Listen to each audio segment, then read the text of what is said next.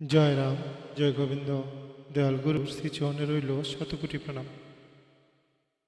আপনি যদি মনে করেন স্নান কইরা জামা কাপড় বদলাইয়া শুদ্ধ হইয়া ঠাকুরের কাছে যাইবেন এবং নাম করবেন, তাহলে আর আপনার নাম করা হইব না। ঠাকুর তো নিত্য শুদ্ধ নিত্য মুক্ত। তো শুদ্ধ হইয়া আপনি তার কাছে যাইবেন। আপনার দেহটা তো ময়লায় ভর্তি, কত শুদ্ধ হইয়া আপনি যাইবেন। তাই যখন যে অবস্থায় থাকেন, হাটে থাকেন, বাজারে থাকেন কিংবা বাসায়, যে অবস্থায় থাকেন নাম করবেন। নামই গুরু। ইচ্ছে হোক অনিচ্ছে হোক অনবরত নাম করে যাইবেন, তাতে নামের ফল পাইবেন। নামই গুরু, বিশেষ শিক্ষা। জয় রাম, জয় গোবিন্দ।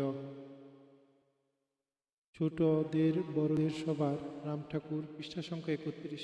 জয় রাম, জয় গোবিন্দ। গুরু কৃপা সবার উপর বর্ষিত হোক, গুরু আশীর্বাদে জগৎ মঙ্গল হোক।